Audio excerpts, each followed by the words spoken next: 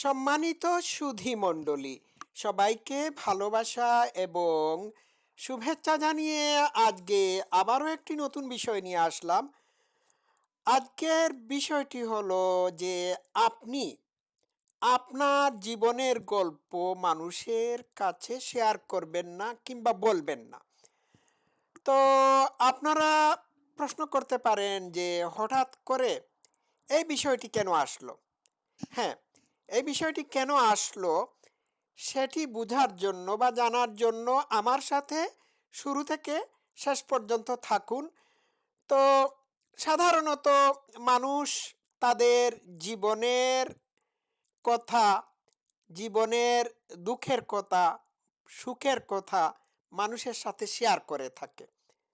তো প্রশ্ন হচ্ছে যে যাদের সাথে এইগুলো শেয়ার করা হয় তারা কি আদতেই আপনার জীবনের গল্পের কথা শুনতে চায়? আসলে কি শুনতে চায়? উত্তরটা কি আমরা আলোচনার মাধ্যমে জেনে নেব। তো মানুষ পাবলিক প্লেসে অথবা বিভিন্ন জায়গায় তাদের দুঃখ, দুঃখ, মিজারি, যন্ত্রণার কথা শেয়ার করে থাকে, সুখের কথাও শেয়ার করে থাকে। তো এইগুলো সাধারণত সচরাচর করা হয়ে থাকে এবং কোনো সময় মাত্রাতিরিক্তভাবে করা হয়। তো আপনার জীবনের বিপদ আপদ, সুখ দুঃখ এইগুলো যখন মানুষের সাথে শেয়ার করেন, তখন আপনি হয়তো এইগুলো শেয়ার করে হালকা বোধ করে থাকেন। আপনার মন থেকে এইগুলো বের করার একটা জায়গা খুঁজে পেয়ে থাকেন, রিল্যাক্স হন, এইগুলো বের করে দিয়ে রিল্যাক্স হয়ে থাকেন। যেমন আম, মানুষের যদি পেটে ব্যথা হয়ে থাকে তখন সে বাথরুমে গিয়ে এটিকে রিলিজ করে পেটের ব্যথা কমায়। এটা দিস ইজ ভেরি ন্যাচারাল।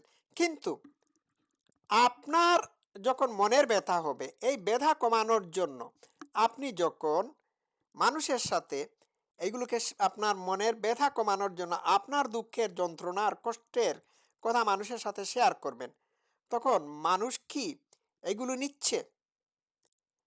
তো মানুষের সাথে যখন এগুলো শেয়ার করবেন তখন আপনার জন্য এটি প্লেজেন্ট হতে পারে, কিন্তু যাদের সাথে আপনি শেয়ার করতেছেন আপনার অ্যাফেয়ারের কথা বা জীবন কাহিনী শেয়ার করছেন, তাদের কাছে এটি প্লেজেন্ট নাও হতে পারে এবং অনেক সময় হয় না। তো সচরাচর মানুষ যেটি করে থাকে সেটি হলো যে তারা তারা সব সময় তাদের অতীতে ঘটে যাওয়া যন্ত্রণা, দুঃখ এইগুলোকে মানুষের সাথে শেয়ার করে। তো যে জিনিস অতীতে ঘটে গিয়েছে সেই জিনিস বর্তমানে নাই। এখন এই জিনিস মানুষের সাথে শেয়ার করে লাভ কি? নিজেরই বা লাভ কি? তো এই সমস্ত স্টোরিজ বা গল্পগুলো আপনার জীবনকে অতীতে বিষিয়ে তুলেছে, কিন্তু আপনি যখন অন্য মানুষের সাথে এইগুলো শেয়ার করবেন তখন তাদের মুড আপনি অফ করে দিচ্ছেন। হয়তো একজন ভদ্রতার খাতিরে আপনার আপনার দুঃখ যন্ত্রণার কাহিনী বা কথাগুলো শুনবে, কিন্তু কিন্তু ভদ্রতার খাতিরে কোনো কিছু বলবে না। মনে মনে সে বলবে যে আমার সারা দিনটাই সে নষ্ট করে দিল। তো এই জিনিসটি খেয়াল রাখতে হবে। তবে আপনি যদি কারো কাছ থেকে পরামর্শ নেওয়ার জন্য আপনার দুঃখের কাহিনী বা আপনার ব্যথা যন্ত্রণার কথা শেয়ার করে থাকেন, সেটা হচ্ছে ভিন্ন বিষয়। তো অনেক মানুষ আননেসেসারিলি এইগুলো শেয়ার করে থাকে। তো আপনি আপনার কথা, আপনার জীবনের কথা, আপনার দুঃখের কথা, যন্ত্রণার কথা বা আপনার অ্যাচিভমেন্টের কথা মানুষ কেন শুনবে? ডু দে ডিজার্ভ ইট?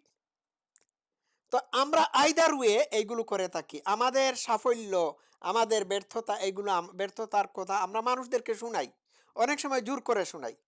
মানুষ কি আপনার এই কথাগুলো শোনার জন্য আপনাকে নিমন্ত্রণ করেছে? ঠিক আছে।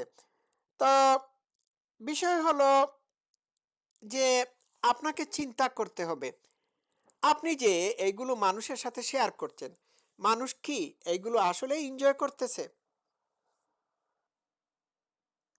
তাহলে এর সলিউশন কি? এর সলিউশন হচ্ছে যে আপনার যা তা আপনারই। আপনি অন্যকে কেন এইগুলো দিতে যাবেন? তো এই বিষয়টি সবসময় খেয়াল রাখা উচিত।